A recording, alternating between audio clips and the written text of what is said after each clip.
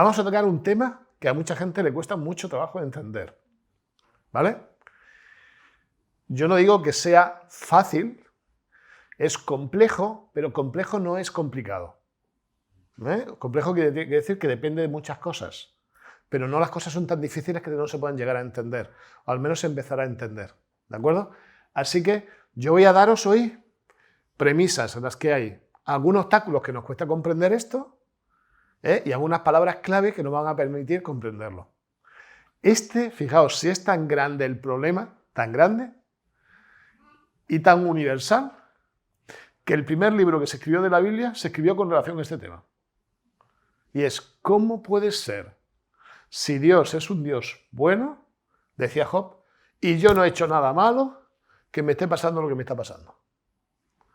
Esto es uno de los temas primordiales de un área de la teología que se llama la teodicea. Y es toda esa gente que te dice, bueno, pero si yo muero, bueno, ¿por qué se mueren los niños de hambre? Y tú te quedas que dices, bueno, ¿y ahora qué digo? ¿No? O porque hay guerras. O porque leo algunos textos del Antiguo Testamento y digo, uy, ¿este Dios es un Dios de amor? ¿De acuerdo? Entonces, es un tema que va a precisar de que estemos concentrados, de que a veces hagamos preguntas, y yo voy a intentar daros algunas claves. Evidentemente, nos va a costar entender algunas cosas porque nosotros somos millennials, postmodernos. Y sabéis, un filósofo muy famoso que murió no hace tanto, que se llama Bauman, decía que nosotros somos surfeadores del conocimiento. Estamos todo el día recibiendo información, mucha información, y estamos en la superficie. Y nos cuesta mucho trabajo profundizar. Y este no es uno de esos temas que yo digo A es igual a B más C. Hay que profundizar un poco más. Entonces yo quiero daros hoy algunas herramientas, ¿vale? Para que empecéis a entender cómo funciona esto, el proceso. ¿Os parece? Esa es un poco la idea. Como he dicho, voy a hacer varios bloques. Vamos a ir avanzando. Me ha dicho Elvis que son 45 minutos lo que tengo. Depende cómo sea, algún bloque iré más rápido, porque lo que me interesa es lo más complicado, que está, evidentemente, en nuestra cultura, el clímax de todo proceso está al final, ¿vale? Entonces, si veo en alguna cosa iré más rápida. Y si no, pues ya veremos cómo gestionamos nuestro tiempo, pero no quisiera que nadie se me desmaye, como Eutico en el libro de los Hechos. Aquí no hay ventanas, ¿no? Pero alguno puede salir disparado hacia el Telepizza en cualquier momento, ya no aguanta más. ¿Dios mata? Esa es la pregunta. ¿Vale? Si Dios es bueno, si Dios es amor, ¿qué pasa? ¿Qué pasa cuando yo veo que Dios, o creo ver que Dios en algunos textos del Antiguo Testamento dice, acabas con ese pueblo? ¿Dios mata o no mata? ¿Qué está pasando aquí? Aquí se produce ruido, ¿verdad? En el proceso. Bueno, pues yo voy a hablaros primero del marco en el que vamos a trabajar. Esa es la primera idea. Después, ¿qué obstáculos nos encontramos? Y al final una propuesta, que no es mía, por cierto, que es de alguien que sabe mucho más que yo, en la Biblia. ¿De acuerdo? ¿Qué marco? O sea, en qué base nos vamos a mover para pensar, para reflexionar, y después algunos obstáculos que nos encontramos con relación a esto y posibles soluciones. ¿Os parece? Si no os parece, lo sabe muy mal, pero eso es lo que vamos a seguir, ¿vale? Marco. Bien, ¿cuál va a ser nuestro espacio de acción? Vale, yo no voy a entrar en este momento aquí a dar argumentos para alguien que no es creyente, ¿vale? Que tienen... Algún día tendríamos que sentarnos a hablar cómo le explicamos esto a los no creyentes. A un increyente no, lo vamos a dejar hoy a un lado, es que no nos da tiempo, ¿vale? Y el problema no son los de fuera en este momento, es que nosotros lo tengamos claro, ¿vale? No voy a dar explicaciones a alguien que es hipercreyente, es decir, esa gente que no se cuestiona nunca nada. La Biblia dice esto, ya está. ¿Cómo que ya está? Pero si esto y esto, no, ya está. Yo me acuerdo de una persona que me decía, no quiero leer mucho más de la Biblia de Elena White, porque como aprendo cosas nuevas tengo que hacer cosas que incorporar en mi vida, así que si no leo no tengo que incorporar nada, ¿vale? Este es el increyente, el hipercreyente. Entre nosotros, el fanático, el que lee la Biblia, coge cualquier cosita y ya está. No quiere darle un par de vueltas al asunto. Tampoco va en esta línea. Nosotros no necesitamos radicales ni de izquierdas ni de derechas hoy. Hoy necesitamos creyentes que en un momento dado lean la Biblia y digan, Señor, yo confío en ti, pero no me entero de esto. O esto no lo comprendo. Honestos. Y a todos nos pasa. Y algunos llevamos media vida enseñando teología y todavía tenemos alguna cosita por ahí dentro y dices, a ver, que yo sé, porque la vida me ha dado lecciones de confianza, Señor, que tú tienes razón, pero esto ya me lo explicará algún día en la nueva tierra, ¿eh? Porque no termino de verlo del todo. La duda no es mala siempre que no dejemos de confiar en Dios. Ya os adelanto una cosa, que es muy importante, es un principio. Si yo no entiendo algo en la Biblia, no quiere decir que la Biblia se equivoque. Quiere decir que yo no lo entiendo. ¿Os parece? Pues esto que es una tontería, una perogrullada, es muy importante porque la mayoría de la gente no lo aplica. La mayoría de la gente cuando no entiende algo dice, aquí la Biblia se tiene que estar equivocando. ¿Esto qué será? ¿Un añadido posterior? ¿Esto no estaba en el original? ¿Qué pasa? Bueno, eso solo quiere decir que yo no lo entiendo. Que a lo mejor necesito más conocimiento, necesito más tiempo, más reflexión. ¿Vale? Pero ese principio es importante, siempre. Porque yo puedo dudar, pero, a ver, parece una contradicción, pero sin dejar de confiar en Dios, porque es el que me va a ayudar a entender mis dudas con el tiempo. Si no sigo la duda, la confusión, hasta que al final no me aclaro. ¿Bien? Entonces, primer marco, ¿vale? Como todos somos creyentes, vamos a partir de esa base. Si aquí estuviésemos en una sala en la universidad, no podría hacer este planteamiento. Haría otros planteamientos. ¿De acuerdo?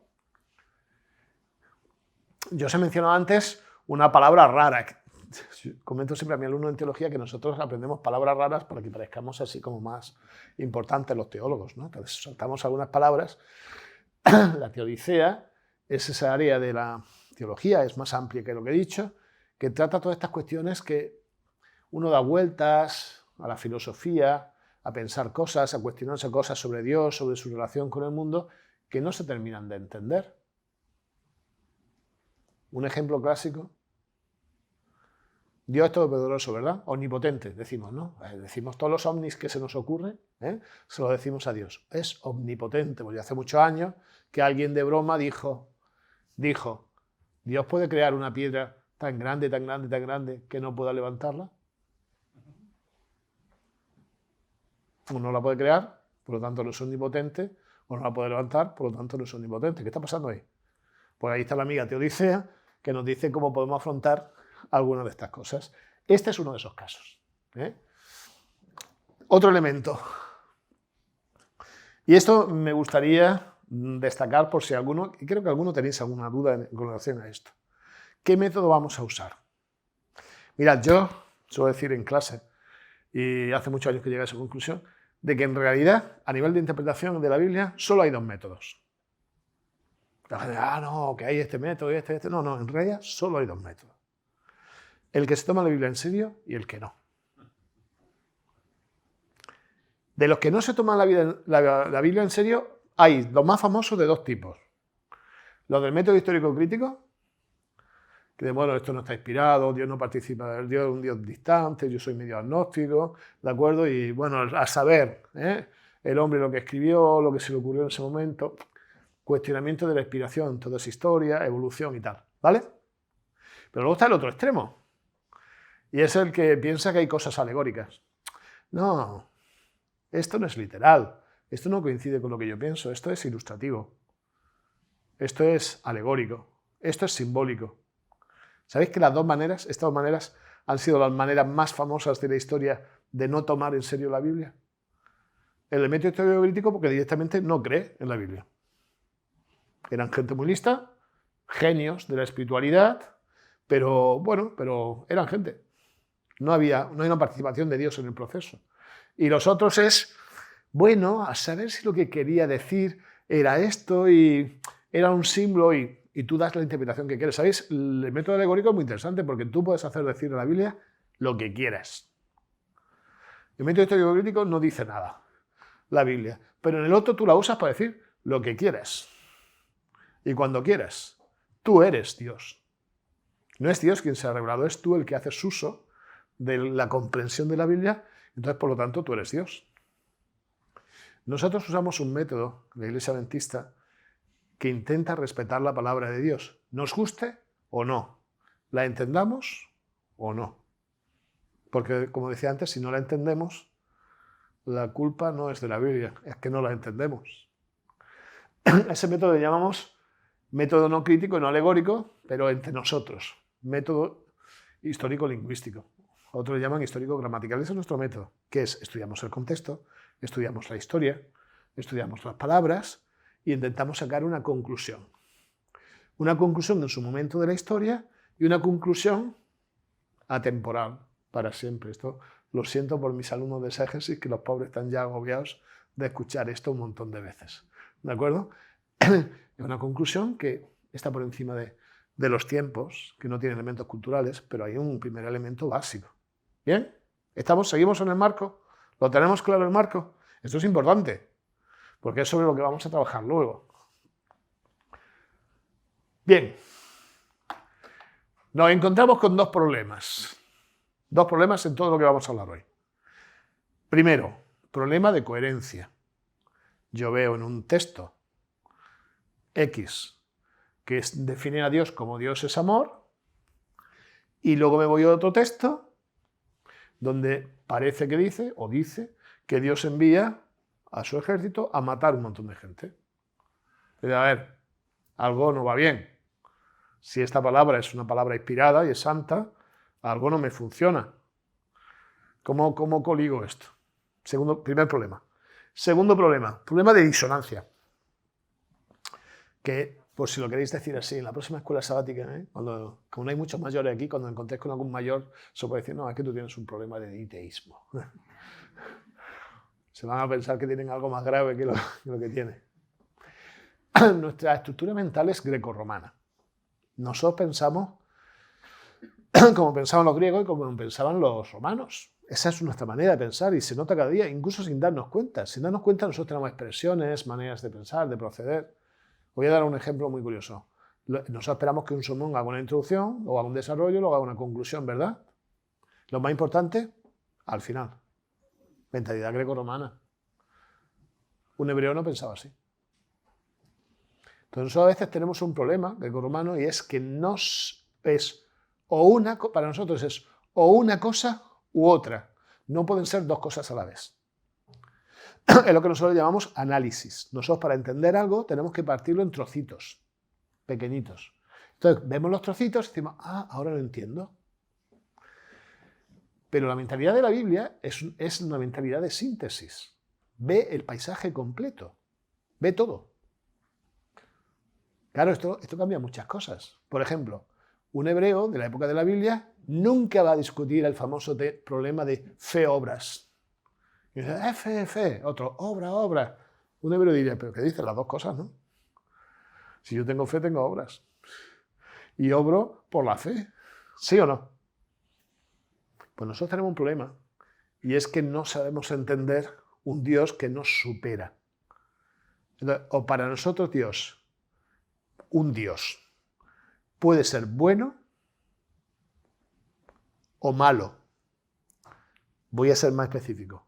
O puede ser un Dios de amor o un Dios de justicia. Pero las dos cosas nos cuesta mucho verlas. Y de hecho, nuestra iglesia se divide en su manera de proceder entre la gente que ve al Dios justicia y está todo el día machacándote con el manual de iglesia, ¿de acuerdo? Y a la persona que solo ve el Dios de amor, que piensa que en lugar de ser Dios es Santa Claus. Y no pasa nada lo que hagas, no importa, no pasa nada. Pero es que la Biblia nos presenta un Dios que supera eso. Un Dios que es un Dios de amor y justo. ¿Vale? Nosotros no somos diteístas. Lo vamos a explicar luego. Ese es un factor muy importante que tenemos que entender, ¿vale? Y que nos cuesta mucho de entender. Además, porque nosotros hemos superado y estamos muy lejos, rechazamos mucho esa época de la modernidad, toda esa época de la revolución industrial, en la que había muchas obligaciones y la religión era todo nos y cosas así, y queremos algo más tranquilo, más relajado, más amable, que no es malo, mientras no olvidemos lo otro, ¿no? ¿Paso? ¿Vamos bien? ¿Estáis demasiado concentrados o estáis durmiendo? Primer obstáculo. El primer obstáculo es ir pensando que luego voy a pedir que me hagáis preguntas. Primer obstáculo con el que encontramos. Superficialidad. Lo hemos dicho antes. Este tema que vamos a tratar no se resuelve en 10 minutos con una frase de WhatsApp, bonita, aunque sea de autoayuda, ¿de acuerdo? Se resuelve reflexionando un poco más y leyendo un poco más, ¿de acuerdo? Yo hoy os voy a hacer una síntesis, pero esto debiera ser el principio de alguna de vuestras investigaciones. Entonces, primer obstáculo que tenemos es analizar las cosas de manera superficial. Primer problema.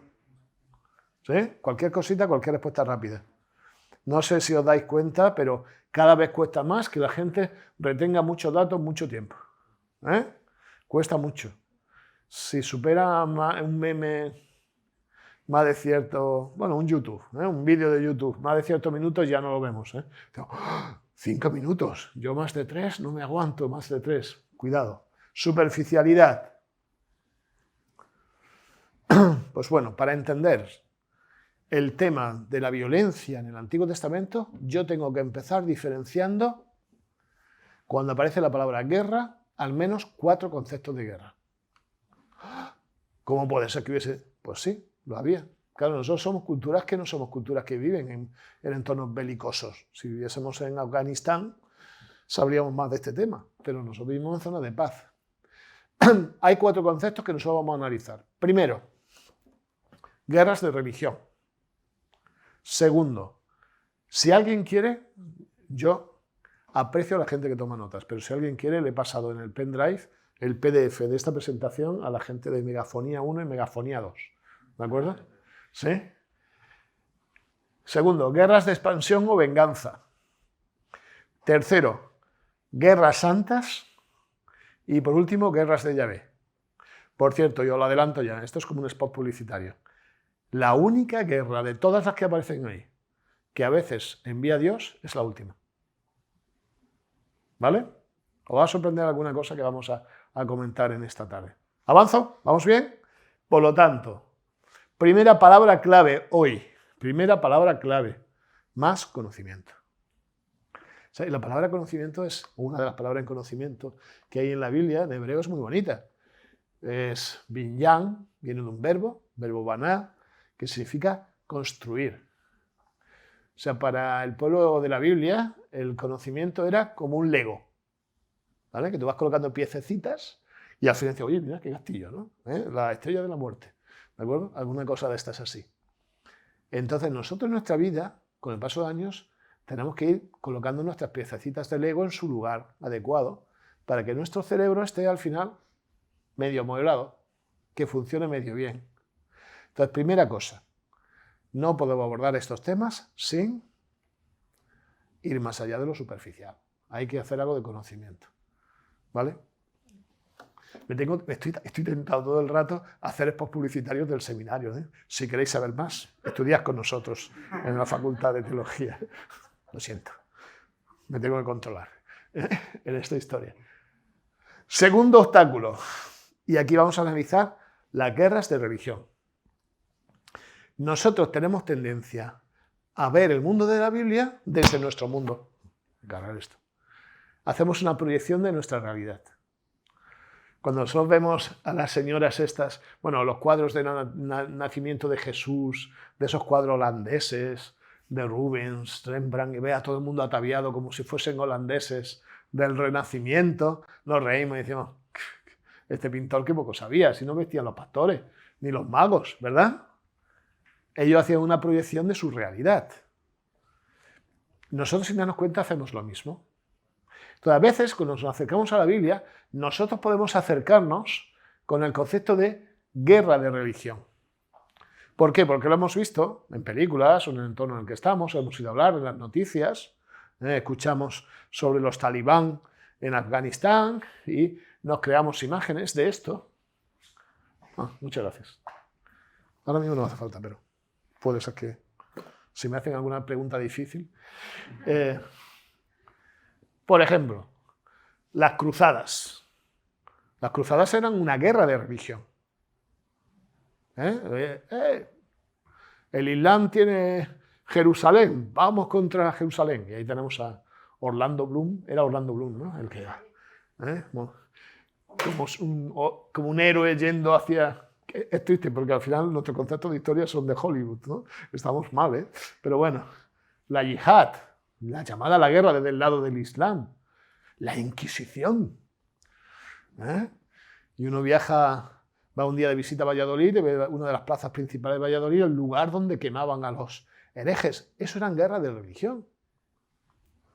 Ese concepto, y aquí soy tajante, ese concepto no aparece nunca en la Biblia. O sea, usar la guerra para convertir a alguien a Yahvé nunca aparece en la Biblia. Y eso es tajante. O sea que si alguno de vosotros intenta pensar que algunas de las guerras del Antiguo Testamento son como estas guerras de la yihad o de las cruzadas, que se lo quite de la cabeza. Porque no hay ningún elemento de convencimiento religioso en elementos bélicos. Nunca. ¿Vale? Eso es importante. Ahí lo pongo ahí. Yo siempre voy a poner una esquemita con las características. Dios no hace nada, ni Israel, ni hay postura militar, ni nadie convoca, ni hay resultados, ni hay textos. Cero. La primera cosa que nos tenemos que quitar de la cabeza, primer obstáculo. No hay guerras de religión.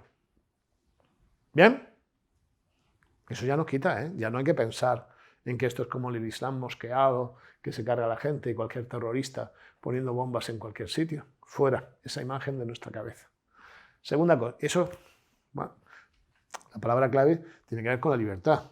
Es que Dios, sea como sea, lo entendamos como lo entendamos, Él no acepta que alguien crea en Él y se encuentre con Él de manera forzada. Eso lo tenemos todos claro. Dios quiere que nos acerquemos a Él, que tengamos una relación con Él, porque queremos nosotros, no porque estamos obligados. Por lo tanto, iría en contra de su naturaleza que hubiese una guerra de religión, que forcemos a alguien a convertirse, sea como sea, esa manera de forzar. ¿Se entiende?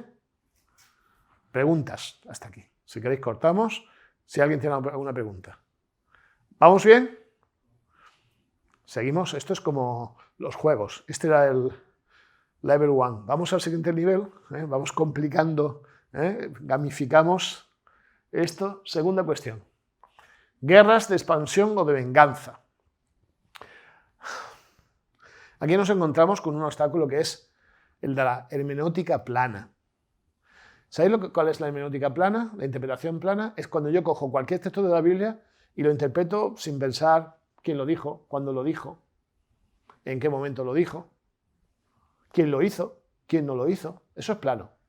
¿Cuántas veces he escuchado yo en mi vida decir, porque Job dice, y te dicen un texto, y dices, bueno, escucha, que eso no lo dice Job, que eso lo dice un amigo de Job, que estaba el pobrecillo más perdido que nada, ¿de acuerdo? Que estaba muy despistado. ¿Cuántas veces cogemos cualquier texto sin entender dónde está el género literario en el que está?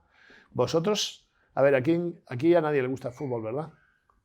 ¿Alguien lee algún periódico de fútbol aquí? ¿Marca? ¿Sí? ¿Vale? ¿Tú te tomarías muy en serio a nivel económico alguna noticia del Marca? Bueno, al menos que sea que Florentino ha comprado no sé qué, ¿no? Yo de fútbol no entiendo mucho, ¿eh? Si pongo algún ejemplo así un poco... No, porque no es el género literario, ¿de acuerdo? El Marca es un periódico deportivo. Si leyeses Expansión, esperarías algo económico. Bueno, a veces leemos la Biblia así. No es lo mismo un salmo que una narración o que una ley. Y a veces lo leemos todos son leyes. Para nosotros todos son leyes. Hay que hacer un montón de cosas siempre. Todo leyes. En nuestra iglesia, cualquier cosa de la Biblia son normas. ¿De acuerdo? Cuando a lo mejor no lo son en el original. Pero una hermenéutica plana es esa hermenéutica que tú te acercas sin pensar mucho lo que estás leyendo. Y ahí es donde a veces confundimos, por ejemplo, este tipo de guerra, que es una guerra de expansión o de venganza. ¿Qué es una guerra de expansión o de venganza? Es cuando alguien, por su cuenta y riesgo, decide que no tiene suficiente con el terreno que tiene y que va a conquistar algunas zonas más. Y nosotros tenemos guerras de este tipo en la Biblia, que ni las manda Dios, a veces no tiene que ver un profeta demasiado en el asunto, pero que llega alguien y dice, estoy en Samaria, que me gustan mucho los arbolicos que tienen en el Líbano, que me puedo construir cosas chulas con esos árboles y además podemos esquiar en esa zona que aquí en Samaria, secarral, pues vamos a conquistar el Líbano. Nos vamos a los pueblos arameos, a ver, como son debiluchos, a ver si hacemos lo posible por conquistarlos. Eso es una guerra de expansión.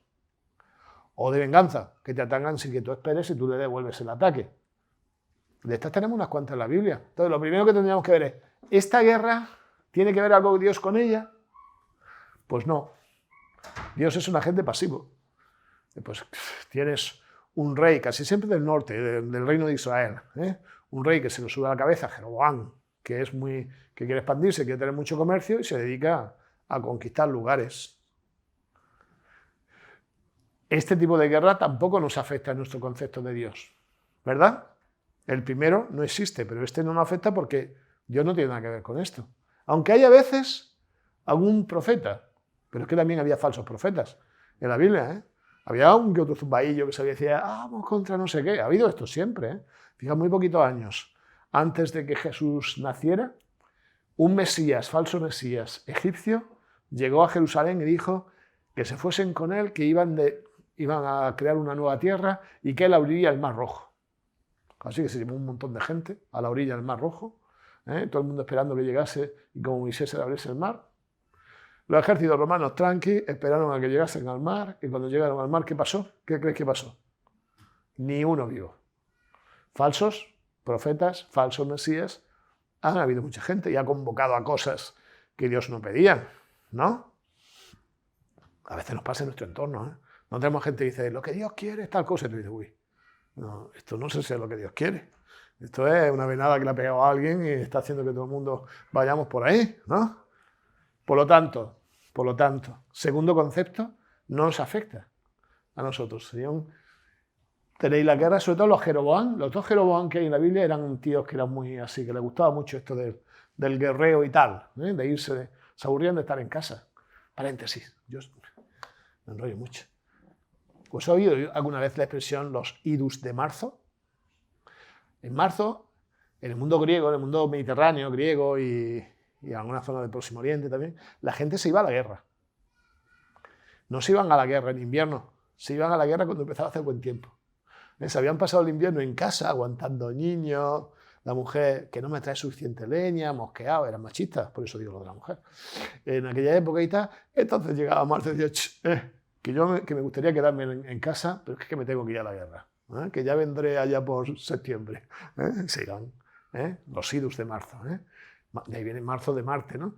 El dios de la guerra. Pues mucha gente se iba a esto, se iba a la guerra, a guerrear, tenía sus historias mentales y se iba a guerrear. Hoy día juegan al fútbol, entonces hacían la guerra.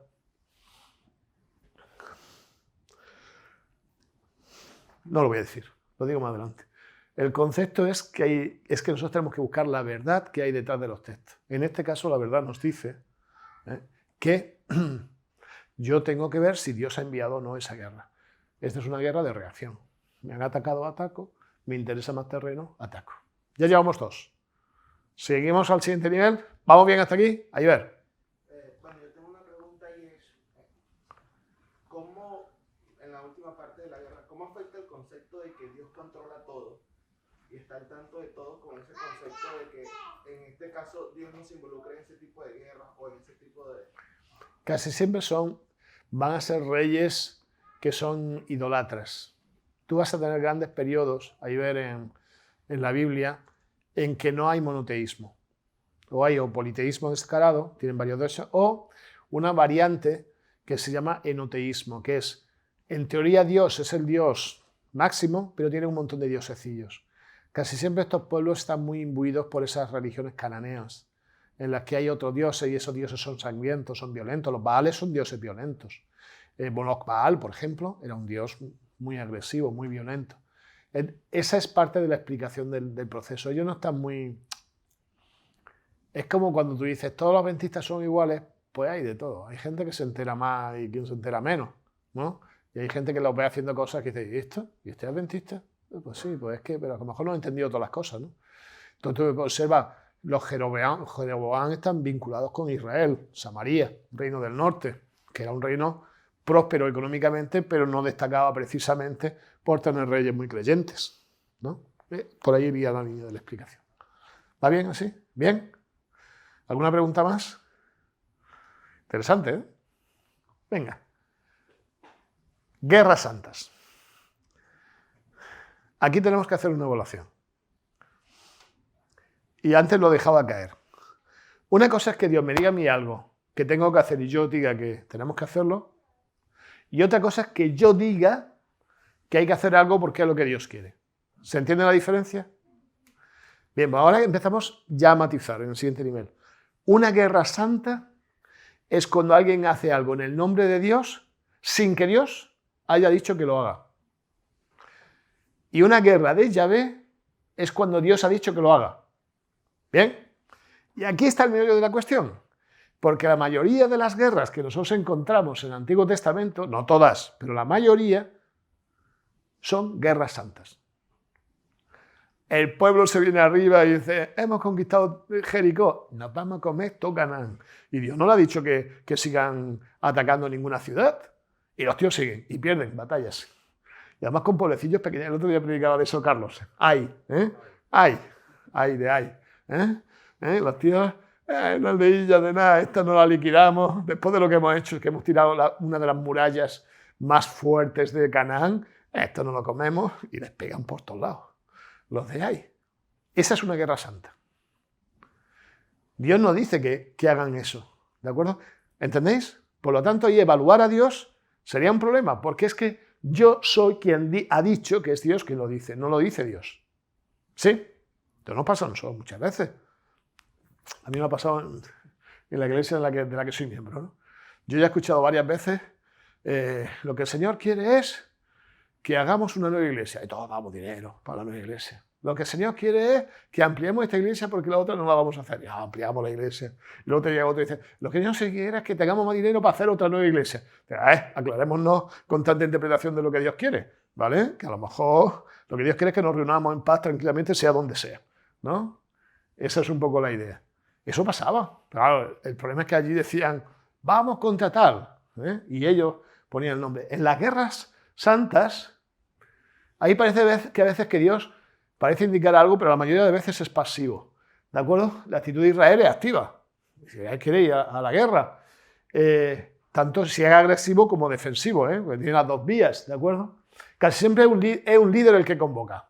No es Dios quien convoca, es un líder. Un líder carismático, de estos que se pone, vamos y todo a aceptar, y todo el mundo va a hacer eso, ¿de acuerdo? Pocas veces se permite la victoria, pocas veces, pero algunas sí. Es que como que es aleatorio, algunas acertarían que es lo que Dios quería que hicieran, pero la mayoría no. La derrota de Orma, la derrota de Ai, que les supo fatal a los hebreos, pero es que Dios no había pedido que fuesen a atacarles. Si yo creo, yo creo. Esta es mi interpretación, ¿eh? Esto es Víctor Armenteros, que yo me puedo equivocar. Yo creo que después de Jericó, el miedo que iba a crear esa victoria en el resto de pueblos de alrededor les hubiese permitido ir tomando Canaán sin necesidad de violencia. Fueron ellos que venían con idea equivocada, entonces empezaron a usar métodos que luego se lo complicaron. Y ya sabéis, la violencia engendra violencia y eso no hay quien lo acabe en la vida. ¿De acuerdo? Pero yo estoy seguro que después de eso, que por cierto, murallas que caen hacia afuera. ¿Cuándo un ejército que ataca las murallas caen hacia afuera? Murallas caen hacia adentro, porque la presión viene de fuera hacia adentro, es una cuestión de física básica. Una de las primeras cosas que sorprendieron a Catherine Kenyon, que fue la arqueóloga que descubrió las murallas de Jericó, es que las murallas habían caído hacia afuera. Es que no las tiraron los hebreos, las hizo caer Dios. Y hubiese sido las cosas de otra manera, si se hubiese planteado, pero ellos se vinieron arriba y montaron guerras santas. Todavía hay guerras santas. Hay guerras de regiones, pero también hay guerras santas. Hay gente que en nombre de Dios dice cosas que Dios no ha dicho. Entonces tenemos que empezar a contextualizar bien. Una cosa es la situación del pueblo y otra cosa es lo que Dios quiere. Y aquí me vais a permitir un paréntesis que es importante. todo lo que dice la Biblia es verdad. Pasó, ¿vale? En eso no hay ningún problema. Si dice que cruzan el Mar Rojo, cruzan el Mar Rojo. Que no estamos muy convencidos, eso es nuestro problema. Pero todo lo que dice la Biblia pasó. Pero todo lo que dicen los personajes o piensan los personajes de la Biblia, todo no es verdad. No es correcto. Nosotros tenemos personajes que tienen sus ideas y las dicen. ¿Lo dijeron? Sí, eso es correcto. ¿Lo que dijeron era correcto? A veces no. ¿Se entiende lo que estoy diciendo? Esto es muy importante, porque a veces, si nosotros no leemos bien el texto bíblico, creemos que todo lo que dice alguien es inspirado. Pero si un rey dice, vamos a la batalla, dijo vamos a la batalla. Eso es indudable. ¿Pero lo que dijo era correcto? No. ¿Y sabéis la única manera de saber si lo que dice alguien o no la Biblia es correcto? Pues una regla muy sencilla de medir, que tiene 10 marcadores, esa reglita de medir, son los 10 mandamientos. En los 10 mandamientos nosotros vemos si lo que dice alguien de la Biblia es correcto o no es correcto. El rey David se lía con la mujer de Urías Eteo. ¿Correcto o incorrecto? Incorrecto. ¿Lo hizo? Lo hizo. Pero lo que hizo no era correcto. ¿Me seguís? Lo que hace en la Biblia el pueblo de Israel a veces es correcto y a veces es incorrecto. La Biblia dice que lo hizo. No dice que lo que hizo fuera correcto. ¿Me seguís? Esto es muy importante. Porque muchas veces, es que esto lo dice Pedro, esto lo dice Pablo, esto lo dice tal. Pero lo que dice está relacionado con la luz que nos dan los 10 mandamientos. ¿Es lo correcto? Ese es otro tema. ¿Bien? ¿Alguien miente? Abraham miente. Porque su mujer era guapísima, dice, si digo que mi mujer me matan. El menudo son los egipcios. ¿Vale? Entonces miente, dice mi hermana. ¿Mintió? Sí.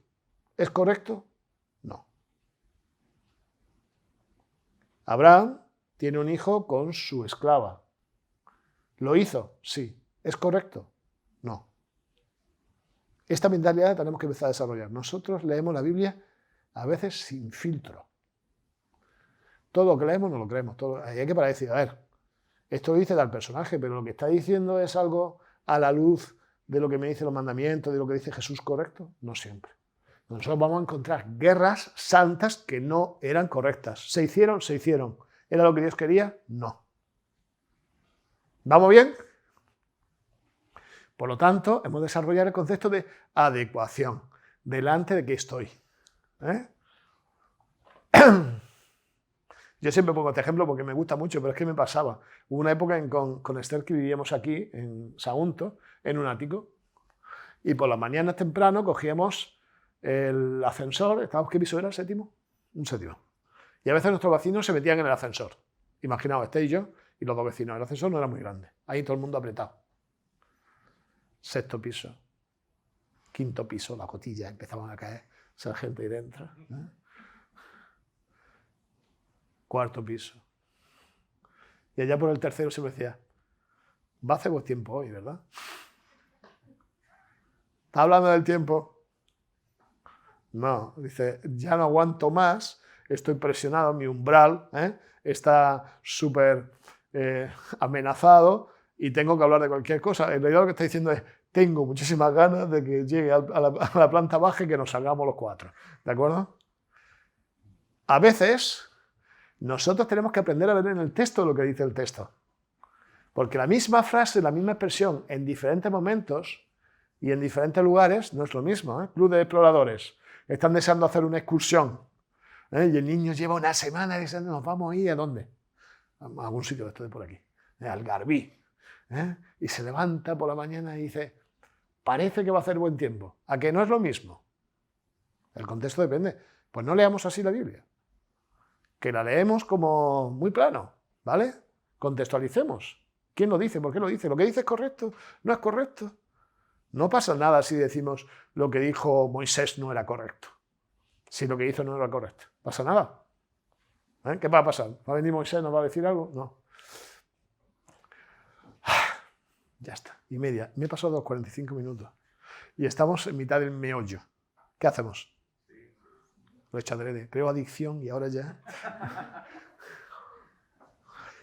El problema que nosotros tenemos son los poquitos casos, que no son muchos, que son muy poquitos, que se llaman guerras de Yahvé, en que sí que dice Dios que vayan contra un pueblo. Esos son los problemáticos. Son muy poquitos, pero con que hubiese solo uno ya nos crearía un problema, ¿vale? Entonces nosotros vamos a trabajar desde varias perspectivas. Yo voy a hacer varias propuestas. A ver si lo veis o no. Cada una de las propuestas me gustaría que las reflexionemos y que hagamos preguntas si hay que hacerlas. Porque ahora estamos en el nivel pro. ¿Sí? Venga. Guerra de Yahvé es cuando... Bueno, esas 4 letras es como se escribe Yahvé. Jehová, como la queráis llamar.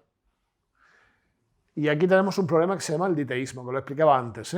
O Dios es amor, o Dios es justo. Pero las dos juntas nos cuesta mucho trabajo de ver en nuestro entorno. Primera cosa, hay varios casos en los que Dios pide, ¿de acuerdo? Ya sea porque les ataca al pueblo o porque ellos atacan a alguien por alguna amenaza exterior, Dios pide que haya una guerra. La conquista de Gedeón, por ejemplo.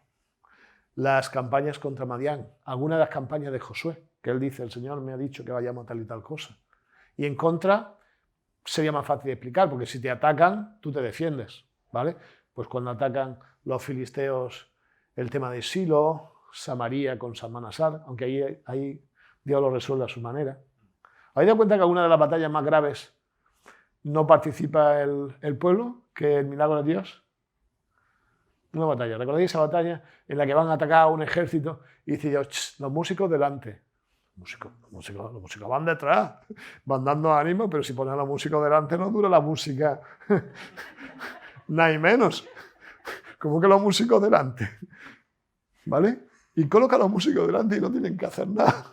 Les cae piedra del cielo, o un ángel pasa y se carga un montón de asirios. Hay alguna de estas batallas que el pueblo se levanta y dice, oye, ¿y dónde están los asirios? Si había aquí un montonazo de asirios, no están ni los carros, no hay nadie, no hay nada, ¿no? ¿De acuerdo?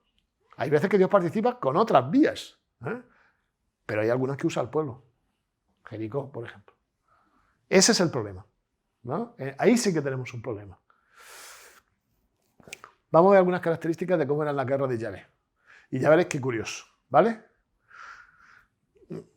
Porque son características comunes a todos esos textos que a nosotros nos hacen ruido. Y ya veréis por qué. Primero, Dios no permite un ejército organizado. De hecho, ¿alguien sabría decirme con qué rey se establece el primer ejército organizado del Antiguo Testamento? Y eso que su nombre era pacificador, ¿eh? Los de hebreo ya están pensando, Shalom, Shalom, Shalom. Salomón, el primero que tiene ejército, los demás tenía mercenarios a su cargo, ¿eh? El rey David tenía los valientes del rey David. ¿Habéis leído el texto? Que por cierto en el original no dice valientes, dice machotes, ¿eh? Los giborim, los machotes del rey David. El primero que tiene ejército es Salomón. Antes no hay ejército. Porque Dios no permite un ejército organizado.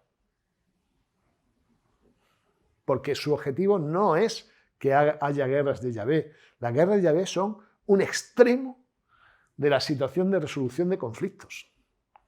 Segundo, no permite soldados forzados. A ver, ¿en qué ejército? Está la gente en la mili en el ejército. Ahora está muy de moda, ¿cómo es? Lo de los geo.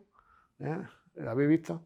Una docuserie de estas de Netflix que es sobre los geo y los súper durísimos que son. Es como un reality, pero con geos. Yo me imagino los geos que los ponen en fila todos así súper serios, a los marines, a los SEALs, no sé, siempre los yanquis estos tienen alguna cosa así súper especializada y tal. A ver aquí, ¿quién tiene una hipoteca? ¿Quién se ha comprado una casa este año? ¿Tú te has comprado una casa? Hala, vete, no vayas a la guerra. ¿Quién se ha casado y lleva menos de un año casado? ¿Tú? Ender, fuera. Que tienes que estar por tu mujer, déjate de tonterías, vaya a la guerra. Es graciosísimo. No hay en el ejército soldados forzados. Él se quita de en medio a la gente que no... ¿Por qué? Porque van a algo grave. Y no quiere que la gente vaya a lo que no quiere ir. Fijaos qué interesante, ¿eh? Es algo a lo que no se debiera ir, pero es un extremo, ¿de acuerdo? De la resolución de las cosas. No permite mercenarios. venga, me pega unos ciclos y yo me cargo un montón de filisteos.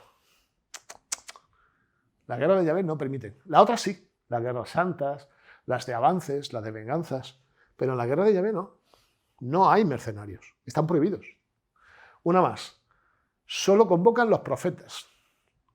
Que no se levanta ningún alunao y dice, vamos a ir contra tal. No, no. ¿Quién es la voz oficial de Dios? El profeta.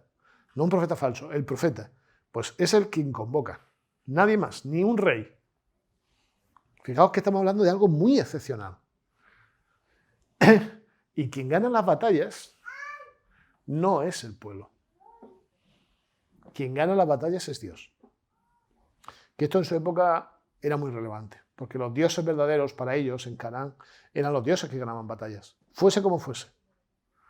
Es como en el hinduismo, ¿no? En el hinduismo el que tiene el templo más grande, ese es el dios mejor.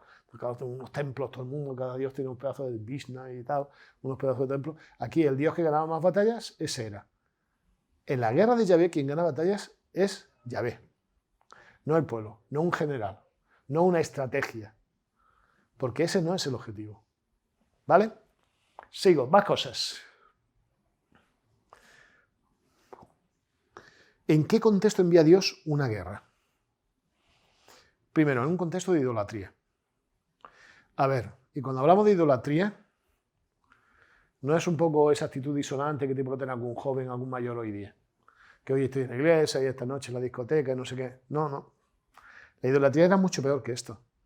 La idolatría, con la adoración a otros dioses, iba implicada una serie de prácticas que empezaban por cosificación de la persona, casi siempre por vías sexuales, por la sexualidad, sacerdotisas sagradas. Por eso no hay sacerdotisas en el Antiguo Testamento, no porque Dios no crea que la mujer es inferior al hombre y que no tenga que ser ordenada. Me estás grabando, ¿no? Sino porque la imagen que tenían de las sacerdotisas, que eran las hieródulas, que eran sacerdotisas sexuales, era tan grave esa imagen que no podía permitir que se asociase con eso. Y se empezaba con la sexualidad. Eso cosificaba a las personas, porque la sexualidad fuera de su marco cosifica a la persona. La persona dejaba de tener valor y llegaba a la violencia. Y eso pasa hoy día, ¿no? En aquellas estructuras de relación en las que hay cosificación, hay desprecio, llega la violencia.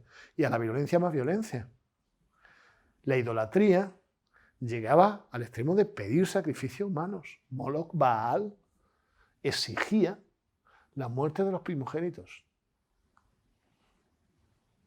Claro, esto lo decimos así, hemos visto un montón de películas, que es Juego de Tronos, ahora es La Rueda del Tiempo, ¿no? Toda esta historia así y tal. Y como hemos visto tantas películas, nos parece que no es grave, pero ahora, escucha, que llegue un sacerdote de Baal, de Moloch Baal, y os diga, tu niño este tan guapito que te ha salido que se parece a su padre, ¡hala! Al horno de fuego.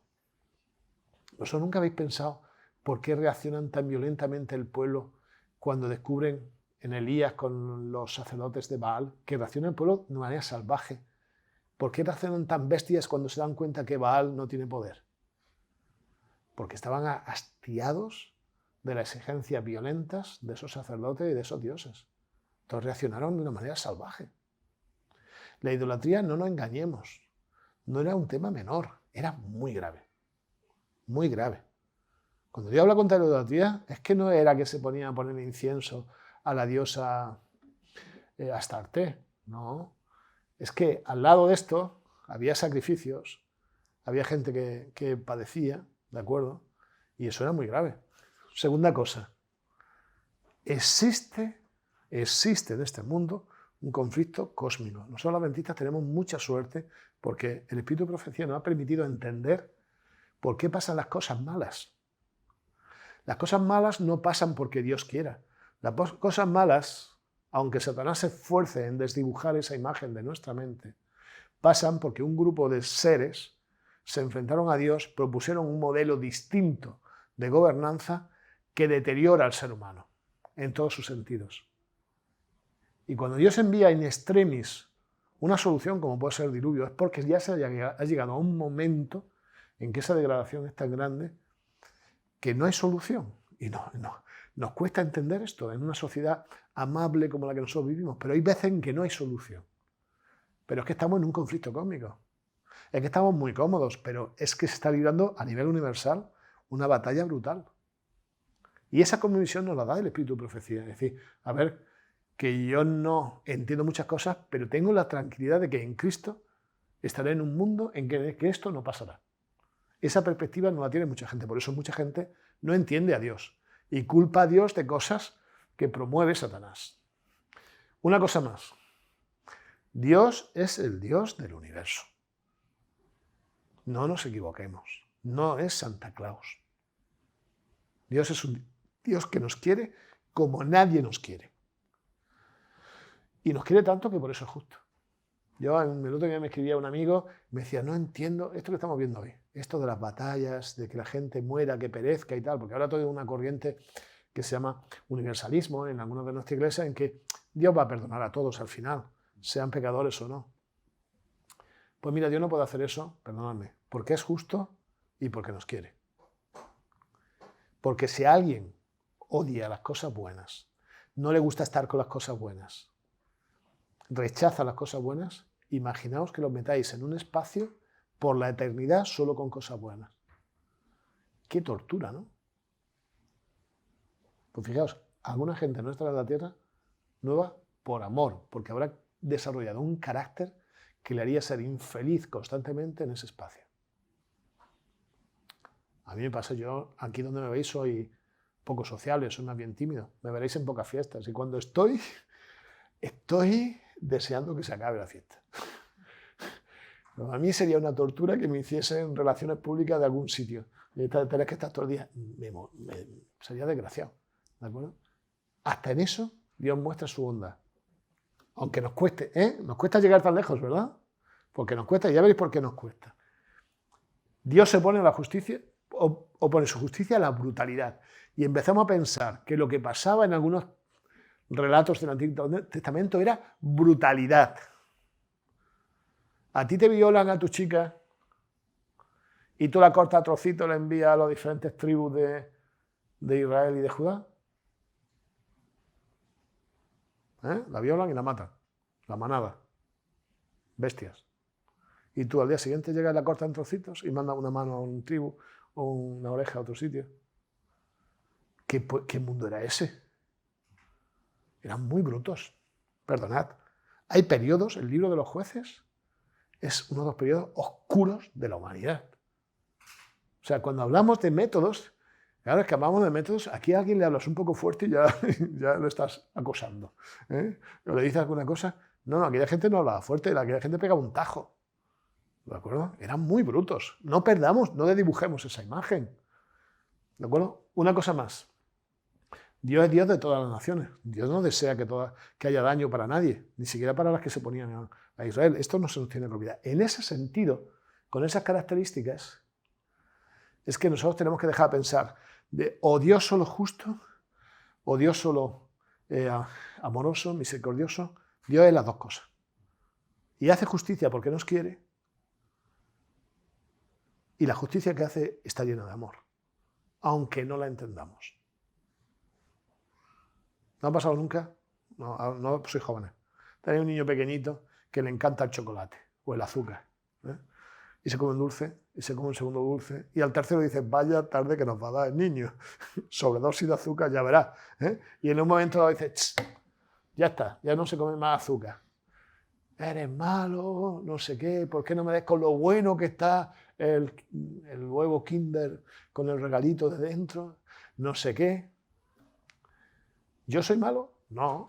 Es que el niño no está entendiendo su situación. No la está entendiendo. Eso es una cosa muy distinta. Para Dios hay cosas que no tienen límites, que para nosotros sí las tienen, pero para Dios no. Y eso hay que entenderlo. Dios es justo y misericordioso, aunque no lo entendamos. El agua dice que muchas de las cosas en nuestra vida la entendemos bien y tomaríamos las decisiones que Dios ha tomado cuando las miremos con perspectiva. Yo hay cosas en mi vida que las entiendo así ahora. Por lo tanto, hay que pensar con complementariedad. Dios es justo y es misericordioso. Y esto os va a costar un montón. Ya os lo adelanto. Porque como normalmente pensamos una cosa u otra, en nuestra manera de pensar cada día, pensar que Dios es ambas cosas nos cuesta mucho de entender. Pero si queréis entender la Biblia hay que ir por ahí, por ese camino. Voy rápido. ¿Alguna pregunta? ¿Avanzo? Que levanten la mano los que están dormidos. Muy bien, muy bien. Un tipo honesto. Incomprensión. A ver, algunas cosas. Algunas de las guerras de Yahvé son lo que se llaman, algunas, y ahí empezamos ya a entender una cosa que no depende de nosotros. Guerras de juicio. Aunque nos cueste más o menos, nosotros llegamos a entender, ¿verdad?, que los antidiluvianos habían llegado a un estado de las cosas tan malo, hacían tanto daño a la gente, que no había vuelta atrás. ¿Eso lo entendemos? Y Dios manda el diluvio. No nos extraña que Dios mande fuego sobre Sodoma y Gomorra porque estaban también perdidísimos de la muerte y ya no tenían vuelta atrás, ¿verdad? Cae fuego del cielo. Cuando hay elementos naturales y hay un juicio divino, un adelanto del juicio divino, Dios adelanta lo que va a pasar en el futuro, no lo entendemos tan mal.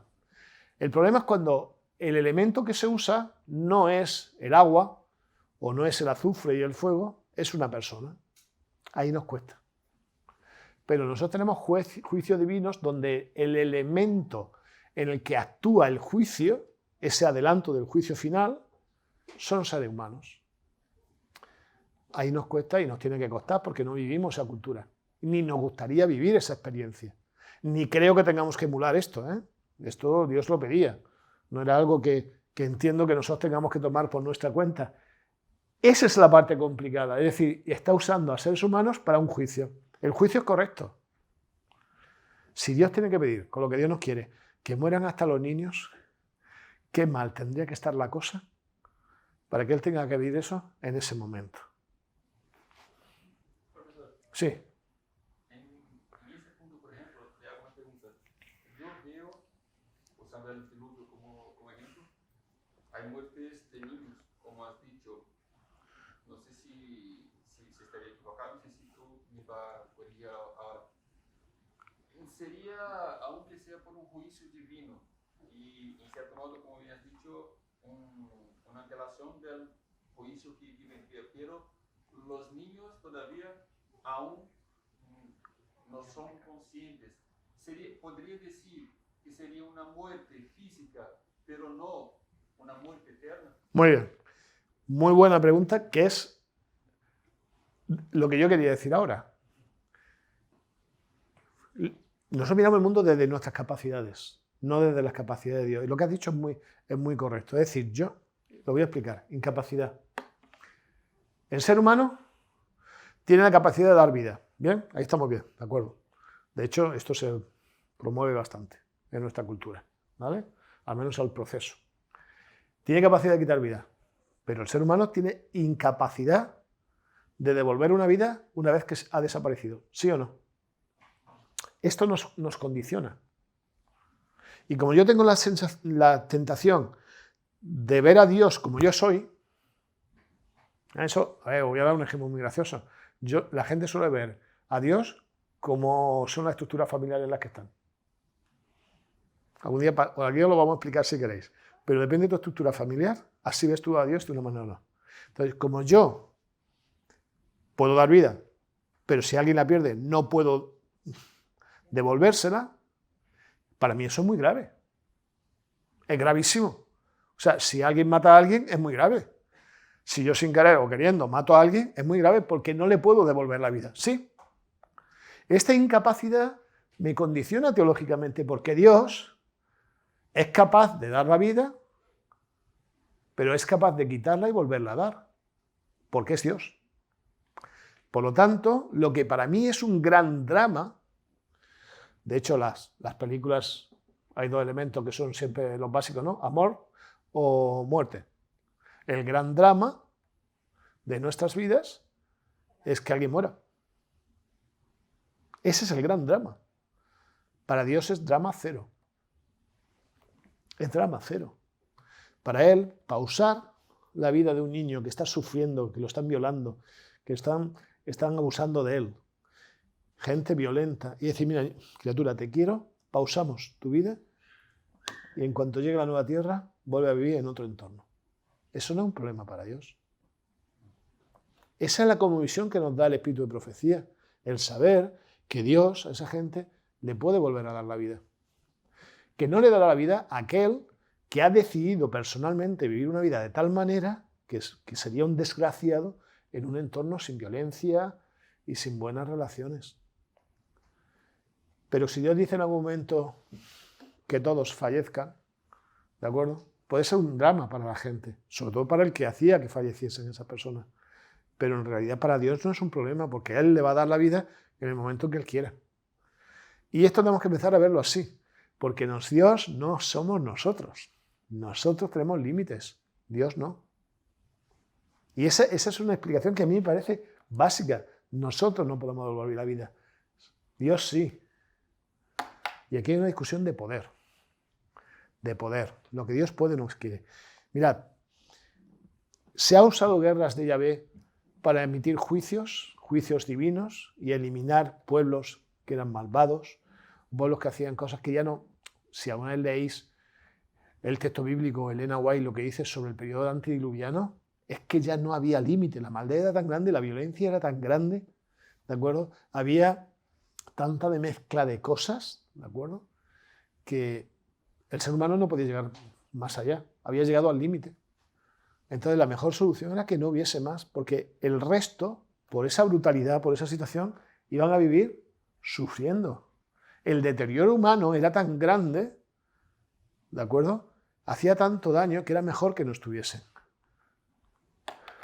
¿Cuándo se pierde? ¿Cuándo se llega al límite en la que Dios envía un juicio de Yahvé? Una guerra de Yahvé, un juicio divino. Pues mirad, cuando no hay oportunidad de oportunidad. ¿Recordáis cuando se habla del pecado contra el Espíritu Santo, que hay un momento en que ya es que le da igual a la gente hacer lo malo? Ya no hay oportunidad por parte de Dios de que haya oportunidad, porque alguien se ha alejado tanto que no quiere saber nada. En ese caso, no hay sensibilidad, no hay empatía. Te da igual que una persona sea persona, que muera o no muera. Hay lugares del mundo donde las personas no valen nada, no valen nada. Y te pueden matar por un reloj, fácilmente, un tiro y luego le cogen el reloj. No lleves un teléfono caro en algunos lugares, ¿verdad? No hay posibilidad de mejora. Hay una vorágine de violencia.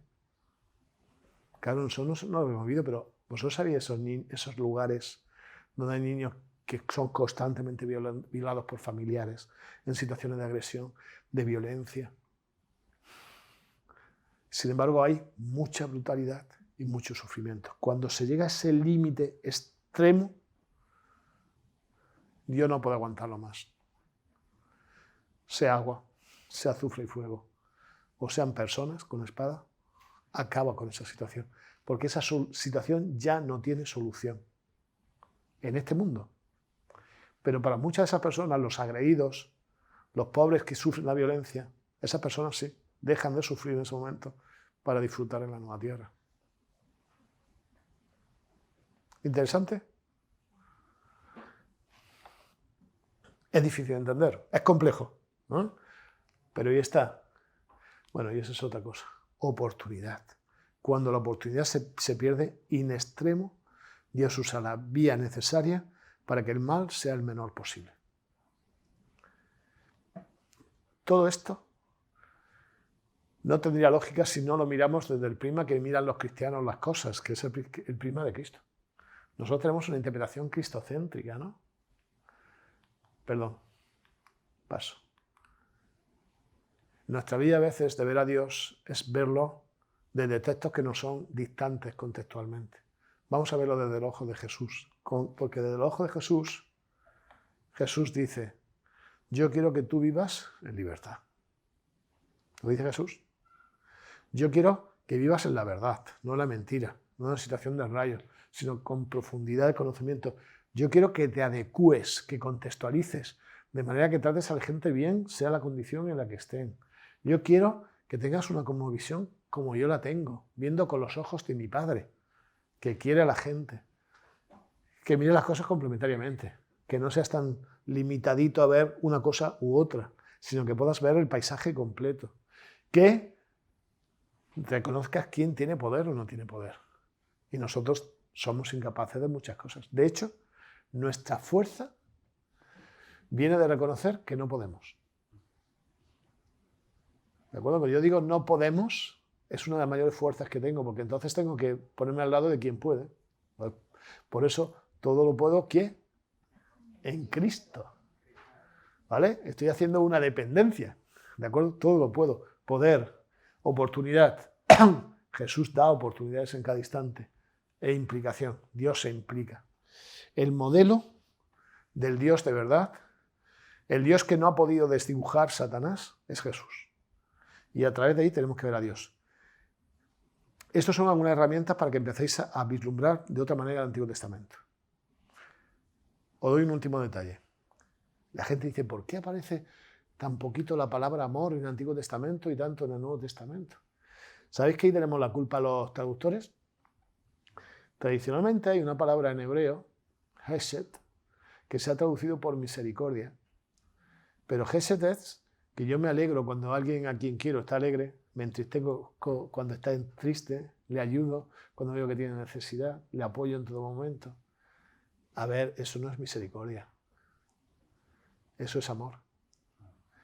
Y si leéis a partir de ahora, cada vez que encontréis la palabra misericordia en el Antiguo Testamento, leéis amor, os vais a encontrar con que Dios es mucho más amoroso de lo que pensabais. Lo que pasa es que le toca lidiar con gente muy complicada, que acaba haciendo algunos de ellos cosas pues, muy distantes a lo que le gustaría a Dios que hiciera.